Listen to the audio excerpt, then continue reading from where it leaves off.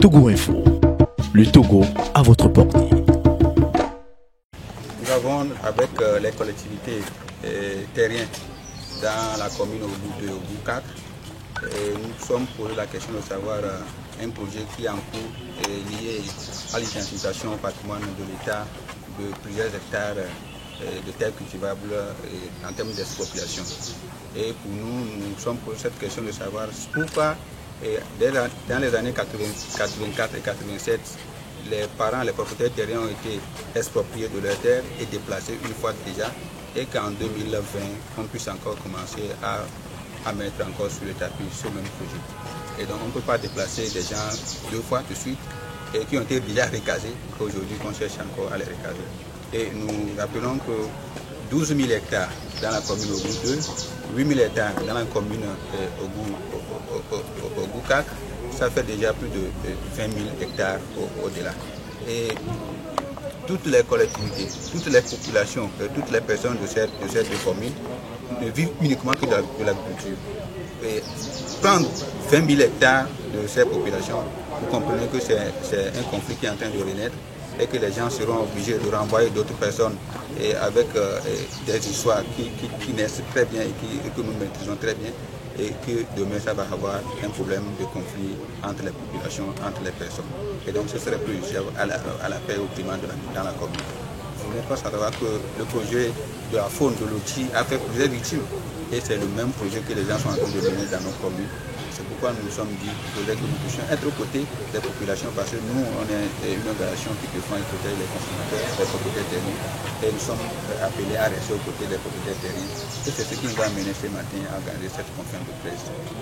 Alors, quelle sera la démarche juridique? La démarche juridique à faire, c'est que d'abord nous avons déjà, les collectivités se sont déjà opposées au projet en envoyant une note d'opposition au directeur du cadastre. Et maintenant, on va voir la réponse qui sera donnée. Mais nous invitons les autorités à mettre la balle à terre pour qu'on puisse entendre sur ce qui doit se faire et ce qui ne doit pas se faire. 10 km de part et d'autre du Bara Nagbeto, c'est trop. Secondo, lorsqu'ils ne nous donnent pas raison, nous pensons qu'aujourd'hui, la force et la chance des populations de l'espace CEDEAO, c'est que nous avons une juridiction communautaire qui écoute les populations et qui les donne raison. Et nous n'allons pas tarder si nous ne donnons pas raison, et nous serons obligés d'aller vers cette juridiction communautaire pour que justice soit faite. La CEDEAO est une communauté dans laquelle plusieurs pays vivent, et le projet de Nagbeto est un projet piloté par deux pays de la CEDEAO, le Bénin et le Togo. Et ces documents seront transmis éventuellement dans les prochains jours, dans les prochaines heures, au président de la République du Bénin, qui a des 16 yeux dans la gestion de la CEDEAO, et également au président du Togo, qui aussi, même si ces ministres ne nous rendent pas compte peut-être fidèlement de ce qu'ils sont en train de faire, il doit écouter à travers vos micros, à travers vos colonnes, qu'il y a un autre projet d'accaparement des terres qui est peut-être enregistré au niveau de la préfecture et de l'Anier. Maintenant, ils vont dire qu'ils ont déjà dédommagé les gens, mais nous pensons que le recasement qui a été déjà fait, c'est ça qui tenait compte des dédommagements qu'ils avaient fait. Mais les gens ont dénoncé ces dédommagements-là. Et donc, mais on ne peut pas dédommager les gens, dire que nous vous donnons l'argent, nous vous donnons l'argent et nous prenons les terres. Mais l'argent qu'on donne aujourd'hui ne peut pas garantir l'accès à des terres cultivables demain. Vous comprenez avec nous que ça ne peut pas se substituer à ça. Et donc, nous avons des stratégies et nous pensons qu'avec l'aide de la presse et de tous ceux qui sont disposés à accompagner la société civile, à accompagner les collectivités terriennes, que ça puisse aller de soi. Quelle est la responsabilité de la Banque mondiale et de la CEB dans ce dossier? La Banque mondiale étant l'institution qui a financé la construction du barrage Nagbeto et qui a commandité des études avant de financer ce projet. Et donc les recommandations de ces études d'impact environnementaux sont sur la table de la Banque mondiale, et partout où nous passons, même sur les réseaux sociaux et même sur leur site, ici toujours le cas du barrage Nagbeto en exemple. Donc aujourd'hui, c'est l'exemple en train de se tourner, comme on appelle en cauchemar, que la Banque mondiale puisse appeler les autorités du Togo à leur dire de mettre la barre à terre et d'écouter les populations. Et pour ce qui concerne la CB, c'est la CB qui doit en principe enregistrer le patrimoine, ce qui a été déclaré d'utilité publique. Parce que c'est la CB qui gère le domaine. Ce n'est pas une autorité, une administration territoriale qui gère ce qui a été confié à un projet communautaire.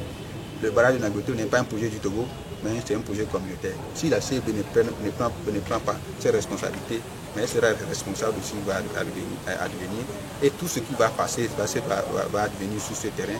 Ce serait précieux au climat social et à l'apaisement de tous les employés de ce barrage. Et donc, nous les invitons à jouer leur partition pour que les riverains et les populations puissent retrouver leur quiétude. Et tous les projets, parce que comme on a déjà dit, les projets ont été promis dans l'étude d'impact environnemental et rien n'a été réalisé. La gestion d'eau, la construction des écoles, l'aménagement des pistes rurales, l'électrification des zones. Vous comprenez qu'on vit au sein de la barre de Naguito, mais les villages qui ne connaissent même pas la lumière. Vous voyez? Donc le village d'Atanangopi par exemple, qui est à peine 2 km du barrage même, 300 mètres du barrage même, n'est pas électrifié. Et tous les villages qui sont en voisinage sur cette ligne ne sont même pas électrifiés. Et comment vous comprenez? Alors que le barrage, alors que l'électricité quitte Naguito pour aller au Bénin. Alors que l'électricité quitte Naguito pour venir à Lomé. Vous comprenez? Ça c'est du péché originel. Il y a plus de péché autre que ça. Vous ne pouvez pas exploiter quelque chose chez les parents, chez les gens, et ne pas leur donner l'opportunité d'en profiter. Si vous ne le faites pas, donc nous l'appelons du péché originel. Que ce péché originel soit rétabli. Et que ceux qui sont là pour violer, pour commettre ces péchés, savent que on est en train de parler de la terre, et que c'est la terre qui réserve tout le soir à tout le monde, et qui met là-bas la terre pour pouvoir corriger ce qui est en train de se faire. Merci beaucoup. Merci. Je ne sais pas ce qu'on va demander aux populations.